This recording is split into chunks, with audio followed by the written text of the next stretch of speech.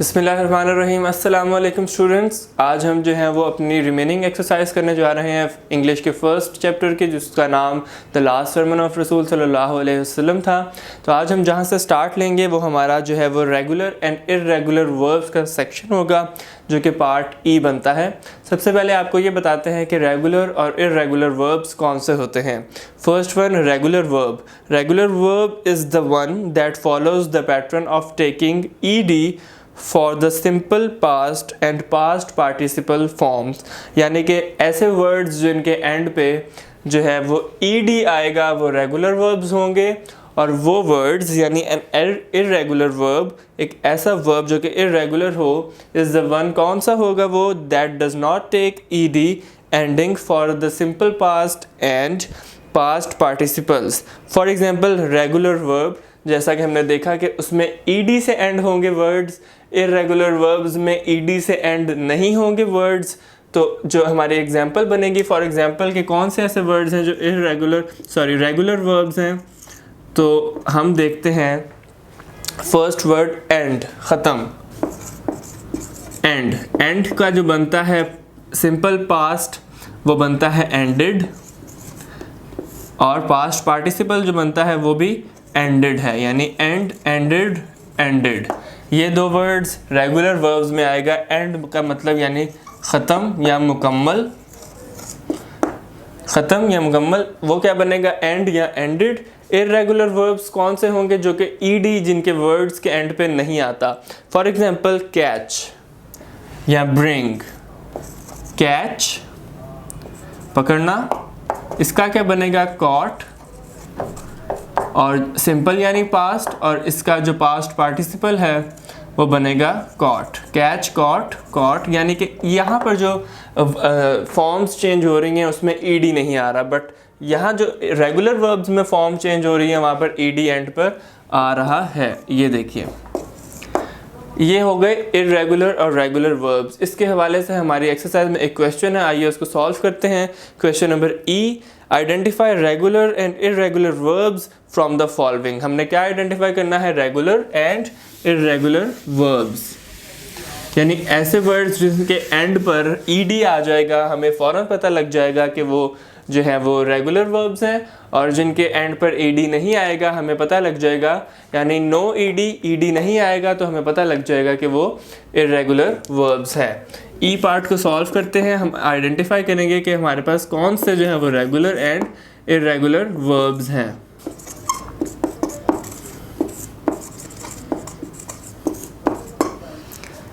जी, first word हमारे पास आ रहा है रन। तो रन का जो होगा, जो वर्ड है वो हमारे पास कौन से सेक्शन में आएगा, वो जो रेगुलर वर्ब क्योंकि नहीं है, रन होता है रैन एंड रैन, इस वजह से वो हमारे पास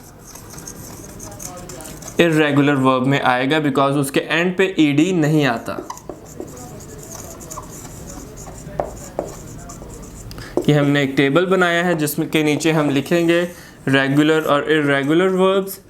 तो जो रन का जो वर्ड है वो हमारे पास इर्रेगुलर वर्ब है, रन। इसी तरह नेक्स्ट वर्ड आ रहा है ऐड। ऐड का मतलब यानी इजाफा करना, तो बनेगा ऐड, एडेड। ईडी आ रहा है तो इसके लिए हम इसको रेगुलर वर्ब में लिखेंगे ऐड। नेक्स्ट वर्ड हमारे पास आ रहा है गो होता है go, went and gone, past, simple past and past participle. तो जो गो का वर्ड है वो इर्रेगुलर वर्ब में आएगा बिकॉज ईडी नहीं आ रहा। प्रे का जो हमारे पास वर्ड है वो रेगुलर वर्ब है, वो इस लिहाज से कि प्रेड एंड प्रेड। जो प्रे का वर्ड है वो हमारे पास आएगा रेगुलर वर्ब में। नेक्स्ट वर्ड हमारे पास आ रहा है लाइट जो है वो आएगा इसी तरह रेगुलर वर्ब में, लाइटेड। उसके बाद हमारे पास वर्ड आ रहा है डिले भी इसी तरह, डिलेड, ईडी आएगा हमारे पास एंड पे। नेक्स्ट वर्ड हमारे पास आ रहा है टाई मीन्स जोड़ना या बांधना। टाई का मतलब होगा जोड़ना या बांधना, तो टाई का होगा टाइड, उसके भी एंड पर ईडी आ रहा है। इसी तरह नेक्स्ट वर्ड हमारे पास आ रहा है fly, fly, flu, phloem, fly का जो वर्ड है वो हमारे पास आ रहा है इर्रेगुलर वर्ब में, उड़ना, बट उसके एंड पे ईडी नहीं आ रहा, दैट्स वाई वो हम इर्रेगुलर वर्ब में लिखेंगे फ्लाई। नेक्स्ट वर्ड हमारे पास आ रहा है मेंड। मेंड मीन्स जोड़ना, तो मेंड, मेंडेड एंड। मेंड जो है वो इर्रेगुलर वर्ब है, मेंड, मेंट एंड मेंट, यानी कि ईडी नहीं आ रहा, तो हम क्या कहाँ लिखेंगे उसको, अपने इर्रेगुलर वर्ब में लिखेंगे, मेंड जोड़ना या सही करना। उसके बाद हमारे पास आ रहा है लाफ। लाफ मीन्स हंसना, तो लाफ्ड एंड लाफ्ड यानी हंसा। लाफ हमारे पास आएगा रेगुलर वर्ब में, LAUGH, लाफ यानी कि हंसना। लास्ट वर्ड हमारे पास आ रहा है कम। कम का मतलब होता है आना, तो वो कम्ड नहीं होगा, उसका जो बनता है कम, केम, कम, यानी कि past simple past and past participle जो बनता है उसका वो बनता है केम एंड कम। तो जो हमारे पास कम का वर्ड है यानी आना, उसका मतलब होता है, यानी कि उसके एंड पे भी ईडी नहीं आ रहा, दैट्स वाई वो हम इर्रेगुलर वर्ब में लिखेंगे, यानी कम, मेंड यानी कि सही करना, रन भागना, गो जाना, फ्लाई उड़ना, ऐड इजाफा करना, लाइट रोशनी, प्रे यानी कि अदा करना, पढ़ना, डिलेड यानी कि ताख़ीर, देर, टाई बांधना, लाफ हंसना। ये हमारा था ई सेक्शन, जिसमें हमने देखा कि रेगुलर और इर्रेगुलर वर्ब्स कौन से होते हैं। हमने ई पार्ट में आइडेंटिफाई किया कि रेगुलर वर्ब्स हमें जो लिस्ट गिवन थी उसमें कौन से थे, इर्रेगुलर वर्ब्स जो हमें लिस्ट गिवन थी उसमें कौन से थे। अब हम मूव करेंगे अपने एफ पार्ट पे।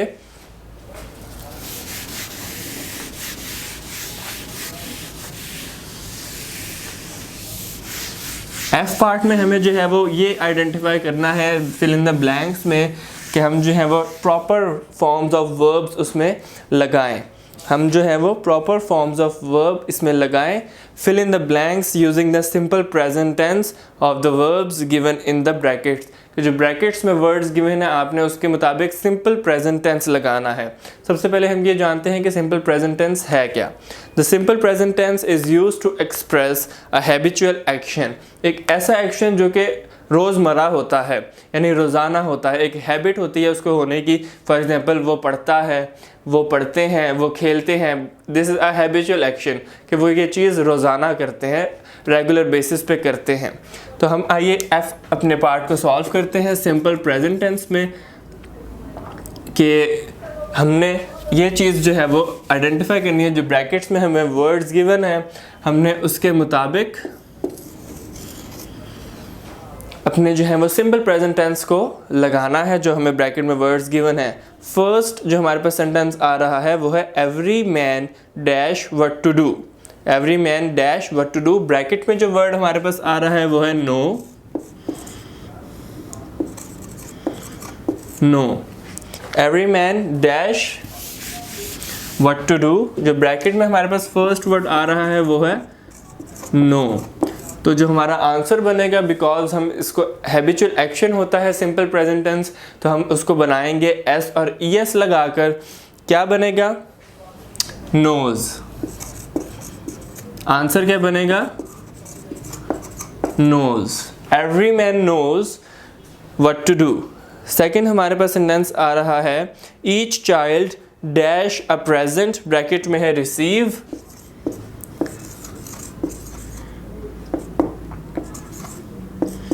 रिसीव है ब्रैकेट में। रिसीव का क्या मतलब होगा? यानी कि वसूल करना। हमारे पास जो आंसर आएगा इसका वो होगा रिसीव्स। एस लग गया फिर, क्योंकि जो फर्स्ट फॉर्म ऑफ वर्ब होती है उसके साथ सिंपल प्रेजेंट टेंस में ये फॉर्मेशन होती है कि वर्ब के साथ एस और ई एस आता है, इसलिए हमने रिसीव कर दिया एस के साथ, नो को नोज कर दिया एस के साथ। थर्ड हमारे पास जो सेंटेंस आ रहा है वो है my father daily dash me and my sister to school. Bracket में आ रहा है ड्राइव। इसका आंसर क्या बनेगा? ड्राइव्स। सिंपल क्वेश्चन है, आपने सिर्फ और सिर्फ एस और एस का इस्तेमाल करके फॉर्म को चेंज करना है। सिंपल प्रेजेंट टेंस में ड्राइव जो है वो हमारे पास ब्रैकेट में गिवन था, हमने उसको ड्राइव्स कर दिया। My father daily drives me and my sister to the school. Next word हमारे पास आ रहा है राइज। जो ब्रैकेट में हमें वर्ड गिवन है वो है राइज। इसका सेंटेंस क्या है हम अभी पढ़ते हैं।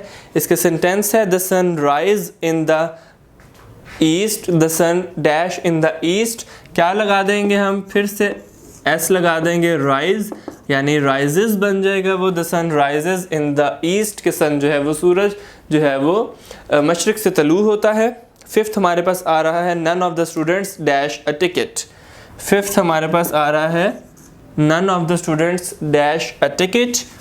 तो यहाँ पर जो ब्रैकेट में वर्ड गिवन है वो है हैव यानी होना, पास होना कोई चीज़। तो क्या बन जाएगा यहाँ पर हमारे पास इसका जो सिंपल प्रेजेंट टेंस का पार्ट है वो क्या होगा, none of the students has a ticket.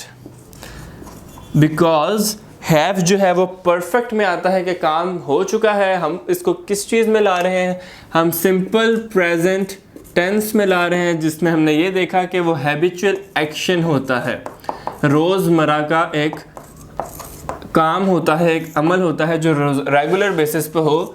कहाँ पर, रेगुलर बेसिस पे हो। तो उसमें हमने क्या देखा कि हैव परफेक्ट में आएगा बिकॉज काम का मुकम्मल हो जाना, तो वो हैव आएगा। बट बिकॉज हम कर रहे हैं सिंपल प्रेजेंट टेंस तो उसमें हैबिचुअल एक्शन होता है, रेगुलर बेसिस पे वो एक्शन होता है, तो वो हमारे पास बनेगा has. Because simple present tense में काम का बार बार होना आइडेंटिफाई करता है कि हम उसमें फॉर्मेशन में हैज़ का इस्तेमाल करें। ये था हमारा एफ पार्ट। अब हम मूव करते हैं अपने जी पार्ट पे। जी पार्ट हमें क्या कह रहा है, जी पार्ट में जो क्वेश्चन लिखा है वो ये है, pick out few simple present tense from the lesson. जो लेसन हमने द लास्ट सर्मन ऑफ रसूल सल्लल्लाहु अलैहि वसल्लम पढ़ा है उसमें हम क्या आइडेंटिफाई करें, क्या पिक आउट करें, हमने ये पिक आउट करना है उसमें सिंपल प्रेजेंट टेंसेस को। जी पार्ट को सॉल्व करते हैं। Simple present tenses,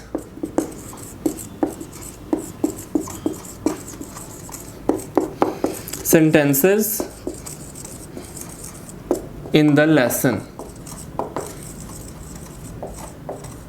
simple present tenses in the lesson।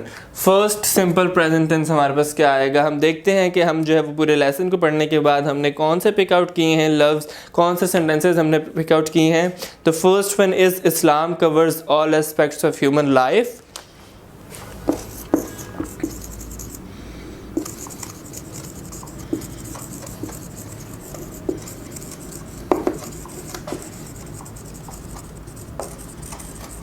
Simple present tense है, कवर्स आ रहा है यहाँ पर, दैट्स वाई हमने आइडेंटिफाई किया कि COVERS कवर्स, एस का जो है वो वर्ब के साथ इस्तेमाल हुआ है, तो हमने आइडेंटिफाई कर लिया कि ये जो है हमारा सिंपल प्रेजेंट टेंस है। सेकंड आ रहा है वी प्रेज हिम,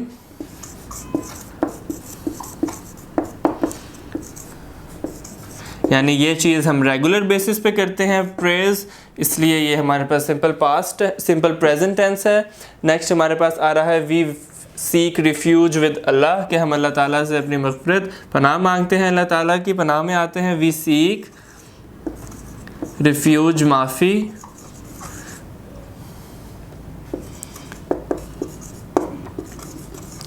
तो ये हमें क्या पता लगा कि ये सिंपल टेंस है refuge, because first form use हुई है इसमें प्रेजेंट की।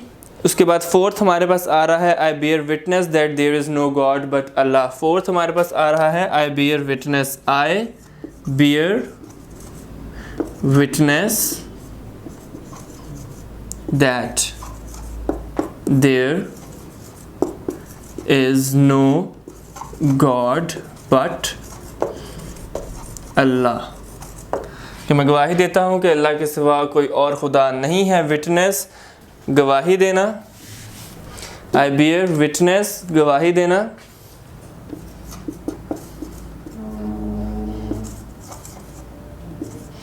तो हमें पता लगा कि यहाँ पर विटनेस की वजह से जो है वो हमारा सिंपल प्रेजेंट टेंस है इस लेसन का। उसके बाद हमारे पास आ रहा है he grants life and causes death.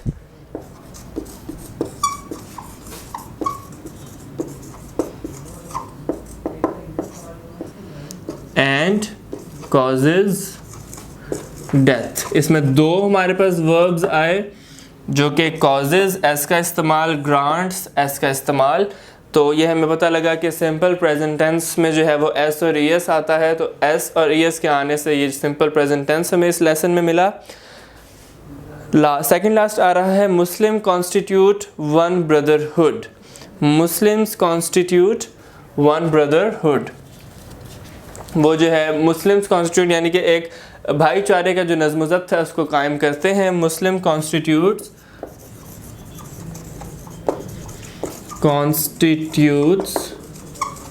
ये हमारे पास वर्ब होगा वन ब्रदरहुड।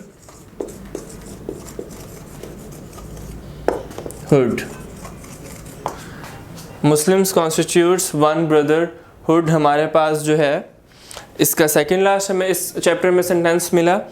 अब हमारे पास जो लास्ट सेंटेंस इस लेसन में हमें मिलता है सिंपल प्रेजेंट का, वो है या जो ज़रूरी नहीं कि लास्ट है बट जो हमने पिक आउट किए हैं वो सेवंथ हैं।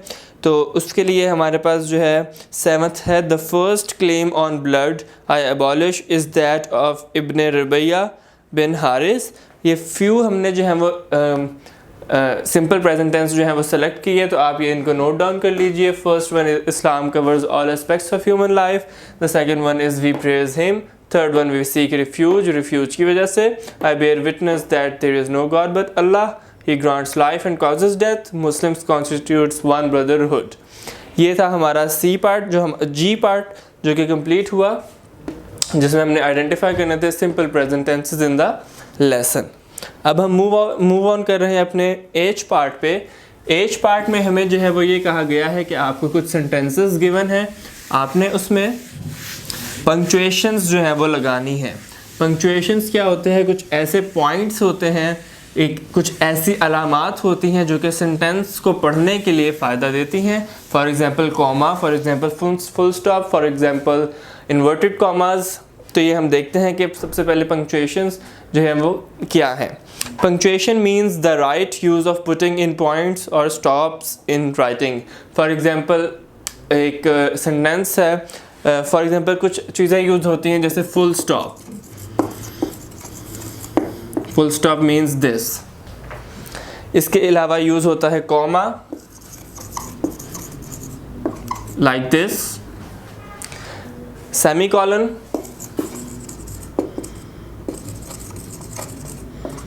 like this, colon, like this, and question mark, exclamation mark। question mark से आप तमाम वाकिफ़ हैं, ये इस तरह exclamation mark like this कब यूज़ होता है? जब कोई आप जो है वो जॉय में हो, सौरों में हो, फीलिंग में हो, किसी exclamation mark यूज़ होता है। इसी तरह apostrophe like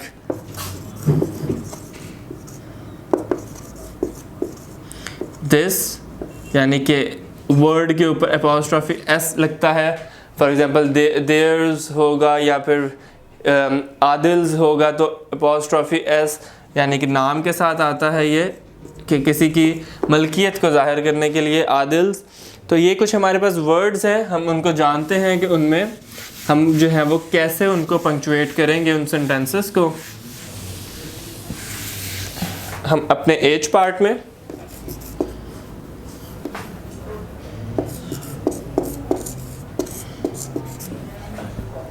फर्स्ट सेंटेंस जो हमारे पास आ रहा है, वेयर आर यू गोइंग।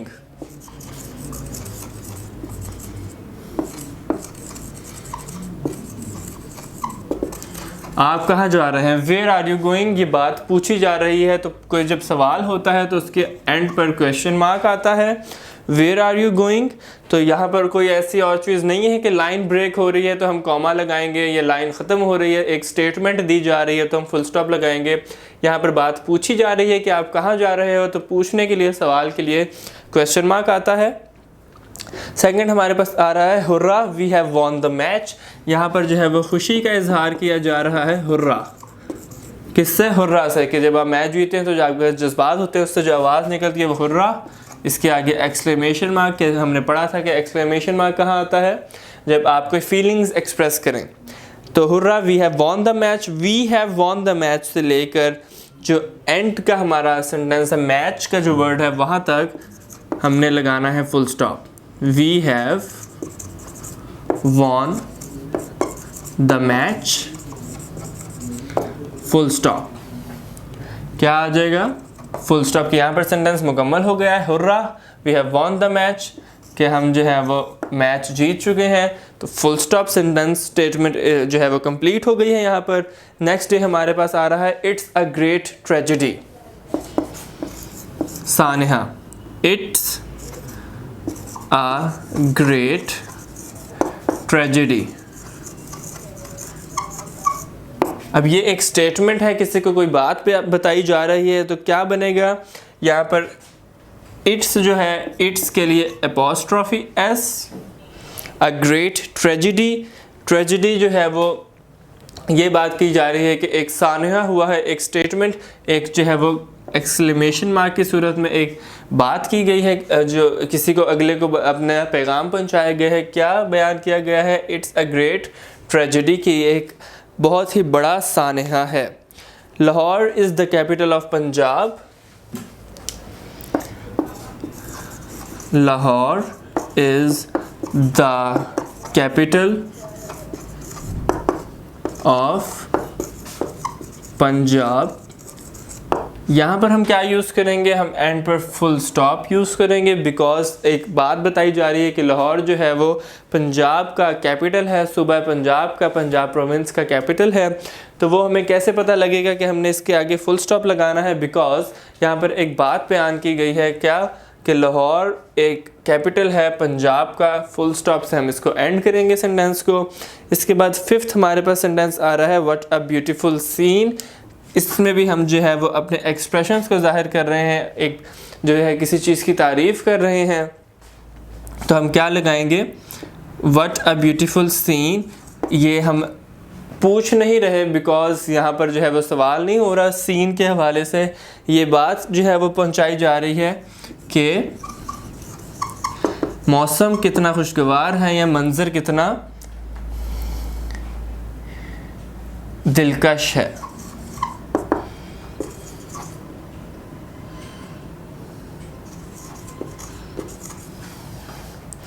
मंजर कितना दिलकश है, कितना खूबसूरत है, इसलिए एक्सक्लेमेशन मार्क। अगर हम पूछते फॉर एग्जांपल यहाँ पर कि what is the beautiful scene, is the scene beautiful, कि क्या जो है वो मंज़र जो है वो खूबसूरत है, तब क्वेश्चन मार्क आता है। बट यहाँ पर बात कही जा रही है व्हाट अ ब्यूटीफुल सीन, कि सीन कितना खूबसूरत है, इस सेंस में बात की जा रही है। तो हम एक्सक्लेमेशन मार्क लगाएंगे। ऊपर वाले में लाहौर के बारे में बताया गया कि वो कैपिटल ऑफ पंजाब है, इसलिए फुल स्टॉप। आप इन तमाम को नोट कर लीजिए। 1 2 3 4 एंड 5 सेंटेंसेस हमें गिवन थे, जिसको हमने पंक्चुएट किया, हमने जिनको पंक्चुएट किया। अब हमारे पास जो लास्ट सेक्शन हमारे पास आ रहा है वो राइटिंग स्किल्स के हवाले से है, कि हमने जो है वो राइट डाउन करना है। क्या चीज़ राइट डाउन करनी है? हमें क्वेश्चन गिवन है अपने राइटिंग स्किल्स को इन्हेंस करने के लिए, कॉम्प्रिहेंशन राइटिंग के तौर पे। वो आइए हम देखते हैं कि हमारी उसको जो हमें टॉपिक गिवन है उसको लिखने से हमारी राइटिंग कैसे जो है वो स्किल्स इन्हेंस होती हैं।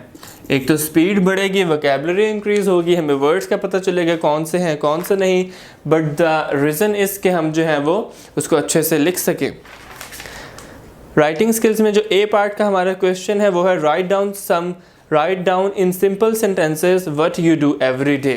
किस टॉपिक पे लिखना है? हमने लिखना है what you do every day,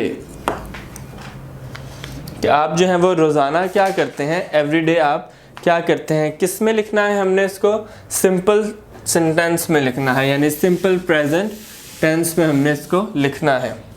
what you do every day,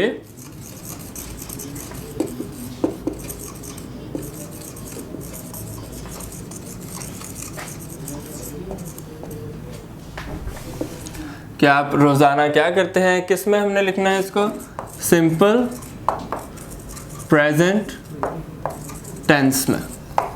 यानी पास्ट में नहीं होगा ये, इसमें फ्यूचर में बात नहीं की जाएगी, ये सिर्फ और सिर्फ सिंपल प्रेजेंट टेंस होगा। तो आइए इसको लिखते हैं, आई get up early in the morning. इसका जो आंसर बनेगा वो होगा, यानी आंसर यहाँ ना ही लिखें बिकॉज आपने ऊपर हेडिंग दी होगी अपने पेपर पे, आप नीचे से उसको पैराग्राफ राइटिंग में स्टार्ट कर देंगे। तो स्टार्ट करते हैं, आई get up early in the morning.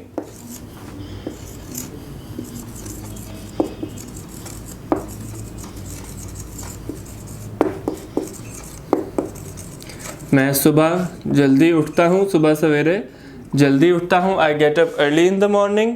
इसके बाद then I take bath and go to the मस्जिद फॉर फजर prayer.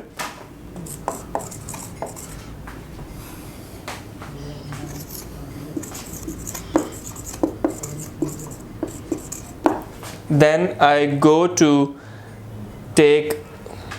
I take bath and go to, then I take bath and go for Fajr prayer, go to masjid for Fajr prayer, या go to the masjid for Fajr prayer। इसके बाद after फजर prayer I go to garden for a walk.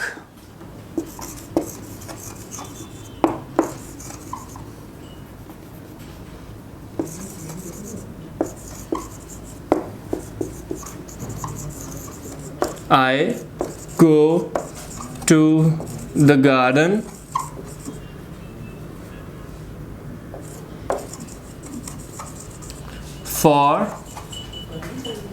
I go to the garden for a walk, morning walk जिसे कहते हैं। After this I return home and help my mother in preparing breakfast. After this I go back home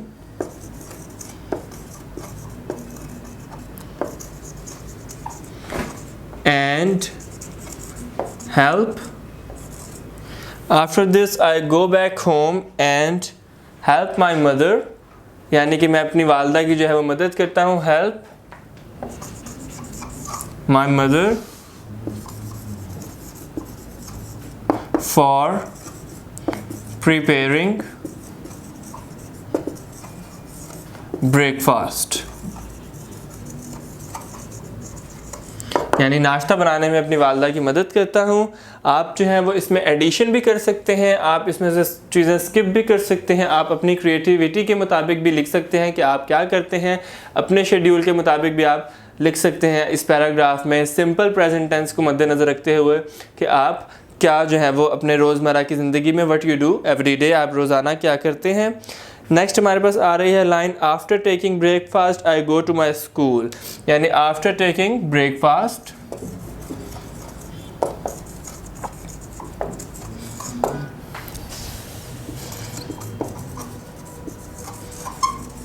I go to school, के मैं school जाता हूँ नाश्ता करने के बाद। नाश्ता करने के बाद मैं स्कूल जाता हूँ। उसके बाद है आई रिटर्न होम एट 3 o'clock, यानी ये स्कूल से वापसी का बयान किया गया है कि स्कूल जाने के बाद 3 बजे तक स्कूल से वापस लौटता हूँ। आई कम बैक या आई रिटर्न होम एट 3 o'clock।